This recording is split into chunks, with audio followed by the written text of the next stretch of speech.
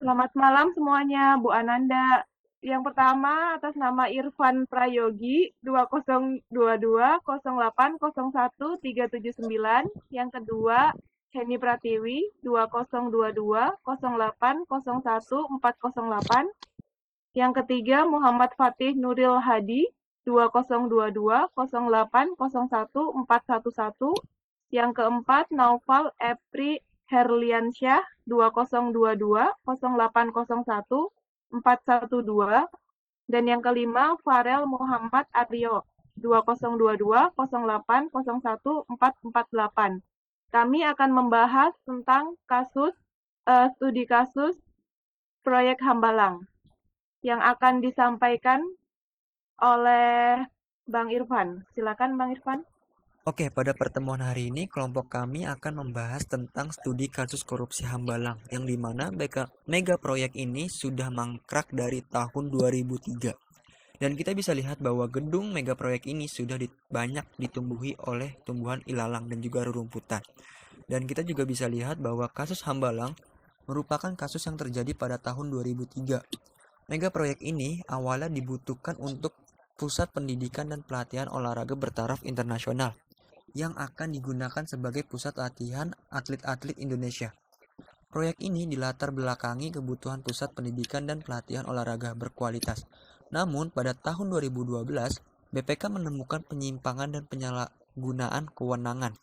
Lalu, setahun kemudian, KPK menetapkan vonis ke beberapa pihak, diantaranya yang pertama Andi Malaranggeng, yaitu Sekretaris Kemenpora. Yang kedua, Sekretaris Kemenpora, yaitu Wafid Muharom. Yang ketiga, yaitu Ketua Umum Partai Demokrat Anas Urbaningrum dan pihak-pihak lainnya.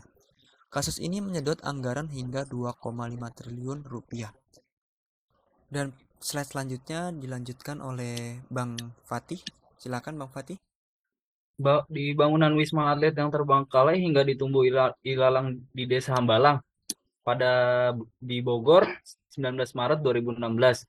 Kini nasib proyek Wisma Atlet yang berdiri di lahan seluas 33 hektar ini masih menunggu keputusan pemerintah dan pemeriksaan kondisi tanah.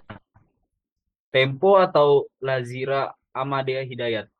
Andi Zulkarnain Malarangeng alias Coel yang ditahan KPK pada 6 Februari 2017 terkait dengan dugaan keterlibatannya pada kasus korupsi pembangunan Stadion Hambalang. Membuka kembali serangkaian perjalanan korupsi proyek pusat pelatihan dan pendidikan olahraga di Hambalang ini. Kemudian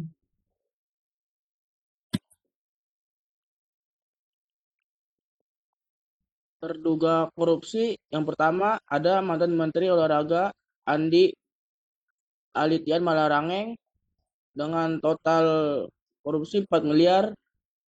Yang kedua Adik Menpora Andi Zulkarnain Malarangeng dengan total 4 miliar. Yang ketiga mantan Kepala Biro Perencanaan Kementerian Olahraga Deddy Kusdinar dengan total 250 juta. Yang keempat ada mantan Ketua Umum Partai Demokrat Anas Urbaningrum dengan total 2,2 miliar.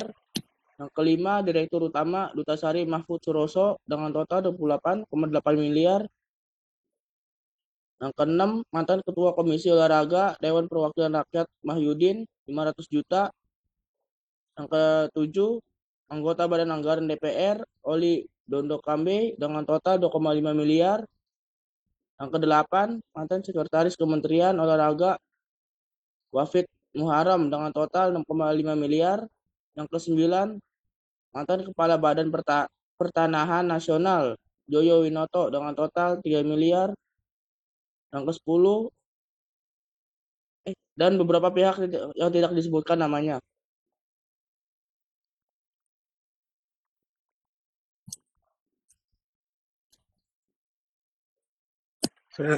Saya akan menjelaskan untuk solusi dari korupsi.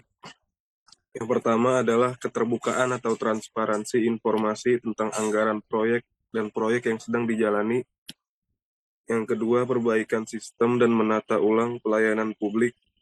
Yang ketiga, mewajibkan pembuatan perencanaan strategis dan laporan akuntabilitas kinerja bagi instansi pemerintah. Yang keempat, penyelidikan, penuntutan, peradilan, dan penghukuman koruptor besar dengan efek jerak. Yang kelima, melakukan pengawasan yang kuat terhadap suatu proyek yang dijalani.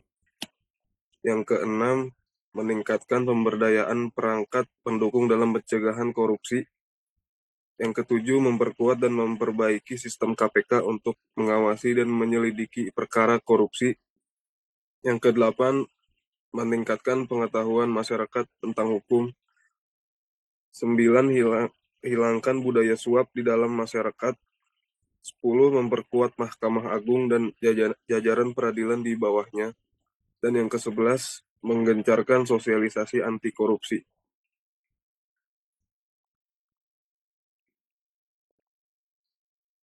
Demikian presentasi kita. Terima kasih atas perhatiannya. Kita ucapkan Assalamualaikum Assalamualaikum warahmatullahi warahmatullahi wabarakatuh. wabarakatuh.